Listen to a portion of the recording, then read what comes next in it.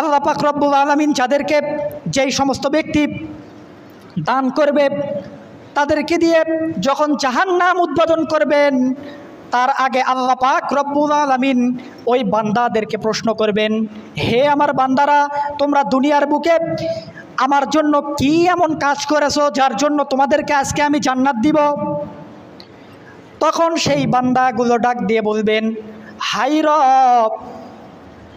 রব্বুল আলামিন, আল্লাহ, আমরা দুনিয়ার বুকে আপনাকে রাজি খুশি করার জন্য লক্ষ লক্ষ টাকা আমরা মানুষের ভিতরে দান করেছি। তখন আল্লাহ পাক রব্বুল আলামিন তো আলিমুম বিদাতিস সুদূর, আল্লাহ পাক তো সবার অন্তরের খবর জানেন।